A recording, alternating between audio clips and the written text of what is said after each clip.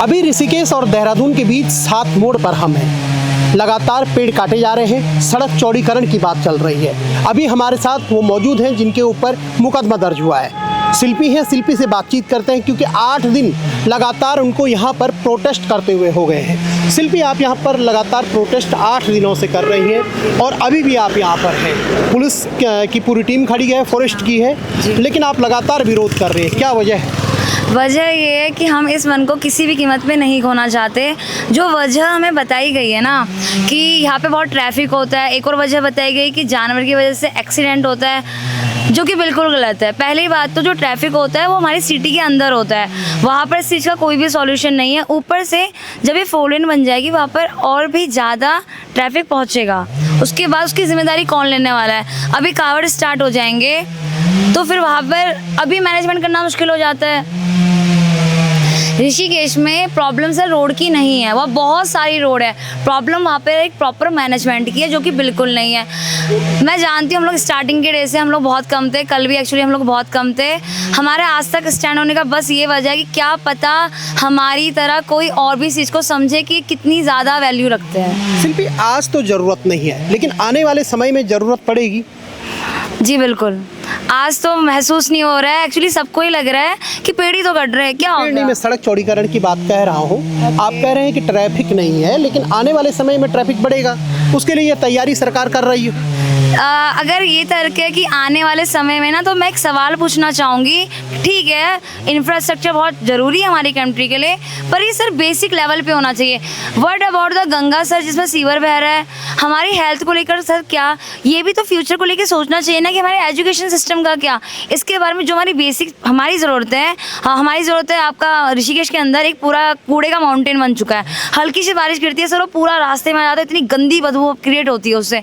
उसका क्या सर? हमारे बेसिक में तो आप पहले आइए ना, आपने हर जगह सड़कें पहुंचा दी, ओके मैं एग्री करती हूँ, लेकिन मैं एक बात जानना चाहती हूँ कि जहाँ जहाँ पर जंगल काटकर विकास के नाम पर सड़क बनाई गई है, वहाँ पर सिर्फ सड़क बनाने के अलावा और कौन सा डेवलपमेंट हुआ है? सर ये ना सिर्फ इतना सा है कि डेवलपमेंट के नाम पर सिर्फ और सिर्फ इन लोगों को इंफ्रास्ट्रक्चर क्रिएट करना आता है, दैट्स इट। लेकिन ये सर हर कोई जानता है कि ह्यूमन का जो बेसिक नीड है हमारा, पहले हमारा वो पूरा होना चाहिए। हम गवर्नमेंट क्यों चूज़ करते हैं? जस्ट फॉर आवर हेल्थ, हमारी एजुकेशन, हमारा रोटी कपड़ा मकान, ये 3 हमारी सबसे बेसिक नीड है। सर उत्तराखंड ना 3 चीज़ों के लिए जाना जाता है, आपका पर्वत हो गया, आपका गंगा हो गया और वन हो गया।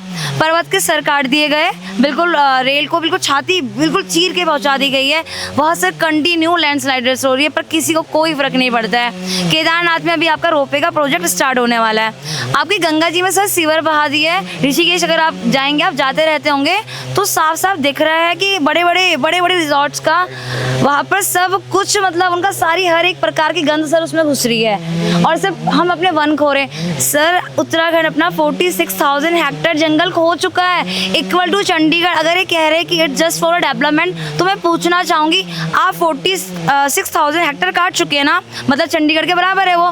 तो आप मुझे जरा बताइए कि आपने चंडीगढ़ के बराबर आपने थोड़ा सा भी डेवलपमेंट किया? Sir no. और अगर ये कहा जा रहा है कि बहुत ज़रूरी है कि भीड़ हो जाती है, भीड़ सिटी के अंदर है, अंदर प्रॉब्लम सारी अंदर है, यहाँ पर नहीं है।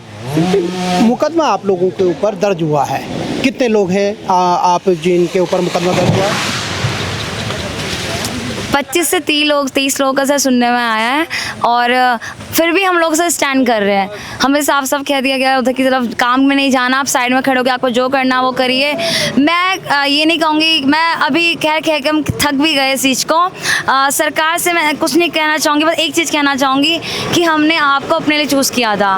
पिछले साल निशान लग चुके थे पेड़ों पर, ये मालूम हो चुका था कि 3000 से अधिक पेड़ काटे जाने हैं, तब आप लोगों ने विरोध नहीं किया। अब जब पेड़ काटे जाने लगे हैं तब आप लोग विरोध कर रहे हैं। सर लास्ट टाइम भी हम लोगों ने विरोध किया था, इसीलिए ना उस टाइम पे हाई कोर्ट ने कहा था कि भैया आप रुक जाइए। उस टाइम पे हम लोगों ने इसका खुलकर पूरा जोर शोर से विरोध किया था। उस टाइम पे उन्होंने कहा था कि भैया आप रुक जाइए। ये अभी तक सर रुका ही रहना था, पर ये अचानक से एकदम से स्टार्ट कर दिया गया। हाई कोर्ट में आप गए थे, हाई कोर्ट में आपके पक्ष में कोई फैसला नहीं आया, अब आगे का कदम क्या है? अभी सुप्रीम कोर्ट से कल सुनवाई है सर, देखते हैं, उम्मीद करते हैं कि कुछ अच्छा अच्छा फैसला सुनाए, क्योंकि हमारे न्यायाधीश है, कुछ अच्छा फैसला सुनाए, हम उम्मीद करते हैं। वरना सर हम तो नहीं चाहते जंगल हम खोए। सुप्रीम कोर्ट में कौन पैरवी कर रहा है? रीना पॉल जी। जी बिल्कुल। तो उम्मीद है कि कल कोई स्टे या कुछ? सर हम पूरी उम्मीद करें, क्योंकि सर हमारे पास ना बहुत सारे पॉइंट्स हैं। पहली बात ये रिजर्व एरिया है, दूसरी बात ये एलिफेंट्स का एरिया, और इंडिया एलिफेंट्स के लिए बहुत मशहूर है। हम हर कोई जानता है एलिफेंट्स का एक नेचर होता है, वो अपने पैटर्न में चलते हैं। आप उन्हें कैसे इस नए पैटर्न में चलना सिखाएंगे? हाउ? फिर जो एनिमल होता है एग्रेसिव हो जाता है, फिर आप कहेंगे कि देखिए हाथी गुस्सा कर रहा है। आज की डेट में ना सर ऋषिकेश और आपका ये रानी पोखरी में इतने बंदर घुस गए, हमारे हर जगह छा जाता है जब कोई हाथी एक का घर तोड़ता है। सर ये न्यूज़ में क्यों नहीं छा रहा है? बड़े बड़े न्यूज़ चैनल इसको क्यों नहीं दिखा रहे जब आप इतनों का घर तोड़ दे रहे हैं? सर जो फॉरेस्ट होता है ना, हमने रिपोर्ट्स में सामने आया, यहाँ पर फर्स्ट और सेकंड वर्ल्ड वॉर से कुछ पेड़ यहाँ पर आज खड़े हैं।